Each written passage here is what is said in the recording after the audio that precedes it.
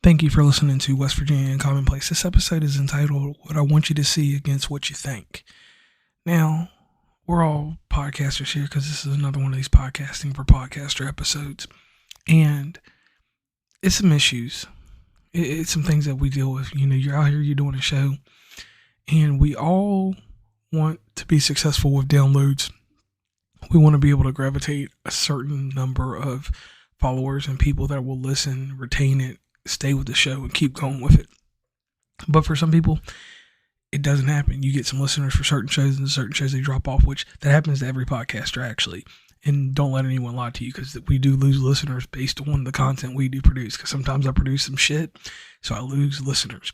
Sometimes I don't, and I produce those gems and certain fires and certain things that people want to hear, so they want to go on and keep listening. So here we go. The one thing inside podcasting, starting off, let's just get this out the way. Identifying your audience. If you do not know how to identify your audience, you will not need to go any further in listening to this. Because if you need to know how to identify your audience, there's all kinds of YouTube help for that. So if you can identify your audience and you know who's listening, you meet them at the point of where they go. That's what every guru will tell you. That's what anybody will tell you in any form of business. You meet people where they are. Instagram is not where people are. Facebook could be where some people are. LinkedIn could be where some people are. Some people are even on Pinterest. You know, you got to leave a pin so they can find you. So once you meet people where they are, to have discoverability is very simple. You have to engage. So you engage with these people, and you don't promote your podcast. You just talk to them. That's what the gurus will tell you. They're going to say, hey, you talk to them. And that is true. You talk to these people. You do not put any pressure about your podcast. You just simply sit here and get out what you're supposed to get out. And that is being an authority or being someone that's actually engaging, and that's not pushing their podcast to a bunch of people that might not want to hear it at first. So then you do more and more, get yourself involved with them. And then from there, these people are ready to do business. They want to hear your podcast because they're going to pull to. They're going to be like, hey, that guy's a podcaster and he's this, or she's a podcaster, or whatever you are. And then that's how you get people. That's how you build these communities. That's how people come to listen to your show. And it is not simple. It is a slow burn. You got to churn that butter slow. And if you do not, you will be like everyone else that ends up with paid advertisement. Like, you can pay for ads. And I'm not talking about paying for followers. I'm talking about you can pay ads if you got a lot of money, and you can get followers that way. You can get listeners if you have an advertisement budget. But if you do not have an advertisement budget, and you have to actually really sit here and put in the work, then the gurus are going to tell you not to get on every social media. I'm going to go against the grain on what they say. You got to figure out the social medias that work for you. So you need to try every social media out there when you are out here podcasting. If you do not try these social medias and see what works, you will never know. But once again, what's the landing place for the audience that you know? Why advertise on Instagram if your audience is over on LinkedIn? Right. Podcasters are on LinkedIn. Or on Instagram, we're all looking at each other. So further down the line, now going into actually keeping this audience and stuff like that, everybody has their methods, and the one thing that you have to remember when seeking advice from anybody, any gurus or just anybody that's trying to help you, is real simple. You have to make sure that you understand that just because I get a certain result does not mean that result's going to be you. That's the hardest thing, and that's the hardest pill for me to swallow. That's why I could never pay somebody $500 or $600, $700, or even $2,000-$3,000 to help my show grow when their method is what worked for them. That may not translate to me. I don't have the same voice. I don't have the same kind of content as that person. So that's where it's kind of hard, and where you have to decipher, is this generalized help the help that I can truly use? In most cases, it's a flat no. You need to just get out here and research and get a collective together with people. If y'all are all like-minded and you're a network of people and you follow each other on Instagram, that's 1,400 followers. That's 1,400 downloads that you could have each week. Or if it's out of that 1,400, 60 people you deal with, your show should have 60 downloads, even if they are podcasters, because they can bring their listeners and you can bring your listeners to them. People are not collaborating the way that they should. So that's why I say, in my instance, what I want you to see against what you think. You think that I'm some lame podcaster and that I don't do numbers and this and that. That's formed opinion of some of the podcasters that deal with me. But what I let you see is what I let you see. Success is silent. And the reason I did that is because I learned a long time ago that we're in this all together, but we all are in this against each other also. So the thing is that if someone is trying to help you, take their advice with a certain type of discretion. See what, and like I said, and you have to have the smart thought that maybe this works for me, maybe this does not work for me. And if it doesn't work for you, that's fine. But nobody is going 100% to help someone for free, because it took me a while. It took a lot of rejection. It's more rejection that you will never know about that I took to get to where I am today. I had people tell me, oh no, your podcast can't work this way. It can't do this and that. So what I did was I fundamentally listened to my listeners.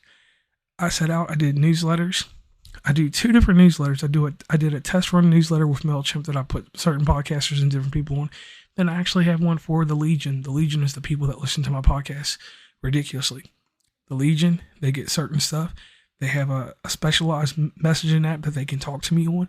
I made sure that they have a level of access that is not open to the general public, because these are people that are spending money. These are people that are investing in what I do. The outside people are just only here for the frills and whatever looks good for today. So with that being said, it's what I want you to see against what you think. So what you think is this and that I'm not doing this and doing that. But behind the scenes, I'm really here trying to figure out, and I'm talking to people. I'm asking questions. I'm getting answers, and I'm seeing if those answers line up with what I want them to be. If these answers are not lining up with what I want them to be, then it is what it is. I'll go somewhere else and I'll find the answers. And that's what you should do as a podcaster now. If you don't want to do that, that's fine. So going further into this discoverability. So for me, for instance, I found out that not having a diverse audience did not hurt me. I made the mistake of thinking that I had to have a really diverse audience to continuously have listeners. What I did was I listened to one of these gurus, and the guru said, hey, really think about the people that are like you, that sit in other states, other places in the world, live like you, may necessarily not breed like you, but attend to things like you do. That should be your target audience. If I get on here and I want to talk about a Vivitar tripod, I know that my listeners know what a Vivitar tripod is. They know it's for a projector. If I want to talk about PlayStation 5, Xbox 360, Nintendo, these people know these things. It's never an issue of them not knowing. It's more or less an issue of when it comes to bringing in new people, how do I do that? So I'll answer that for you. To bring people into your persuasion, you need to kind of think of this. Initially, when you're starting up, it's great to bring in new people. But retention holds a stronger value than getting 1 million new people to listen, because 1 million new people to listen, only 10 of them people or 1,000 of those people are going to stay. And when you're crafting your art, I don't care what it is, if you're doing movie reviews or something, some type of structure has to be involved. And when I'm saying structure, your episodes don't have to be written or anything like that. I'm just saying this. If I'm going to produce something or I'm going to do something, I am going to make sure that I run it through GarageBand, through Logic Pro, through some type of system to fix the audio so it's not all crazy. You got people out here that podcast that do not edit their shows. If you do not edit your show, you are where you are and you will stay where you are. And there's no ifs, ands, or buts about it. People that stray away from that idea, because I was one of those non-adapters for a while. I was one thinking that I could just put out the audio and people would listen. Oh no, I was told, hey, your audio is fucking trash. Get it right. So I sit back, and one thing I learned, I produce enough content to the extent, and with the length being a certain level, so that I know I won't be too lazy to edit it, or I won't be able to send it off to an editor. And, you know, even when they edit it, you still got to check it. You've got to do the sound checks. You got to do all the necessary stuff. You can't just treat it like you treat anything else in life. If you're recording, even if you're a hobbyist or whatever, you got to make sure this sounds pure, crisp, and all that stuff. So if your product is not a product that you would listen to yourself, why even put it out? That's been the hardest thing for me with some of these people podcasting. And it's certain things that I will say that are deal breakers. If you do not have a dedicated microphone and you think that you can record with your phone, you can record with your phone to a certain degree, because I know some people that can do it, but they have quiet areas. You can't be outside with your phone recording an episode, because it's going to sound like all crazy like that. No. And you can get software if you do record on your phone, and you can fix it. You can edit your show on your phone, because I know some people that do that. But I say honestly, have a dedicated microphone, even if you're plugging it into your phone. Because heck, I plug this one into my iPhone, this Yeti sometimes, or the Zoom H6 recorder. So either way, I still keep everything tight. I keep the show in a position where when you listen to it, you know that there's going to be merit and quality to it. So anyone, it doesn't matter what content you put out, because some people just put out oral histories of the world and that's their podcast. That's fine too.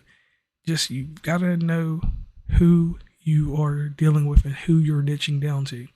They always tell you niche down, but you need to make sure you know who you're niching down to, because you can say I'm niching down in society culture, but what part of society culture are you doing? I'm in society culture, mental health. That's where my show sticks. That's where my show goes. The variety shows we do on Tuesdays and Saturdays, I just keep them in there because society culture takes care of pop culture at the same time. So it's not a hard thing. So with that being said, not a long episode. This is the Podcasting for Podcasters episode. And like I said, what you think and what you see are totally different things, because what I want you to see, I try to show you the good part, but what you think of me is what makes you see what you want to see. So inside podcasting, just remember this one quick thing. There are a lot of successful people in podcasting that don't shout out, that aren't loud. We don't just go around here and jump, because success is silent. And if you can't stay silent with your success, then you never really had good success. On that note, I'm JR from West Virginia and Commonplace. Please like, subscribe, wvuncommonplace.com, order your t-shirt, get a keychain, get involved. If you even need podcast consulting, we have a form on there for that, and we have a number, so you can definitely get in touch with us for that. If you just need to have a session and want to have a sit down, it doesn't cost that much for us to do it. Just give me a ring.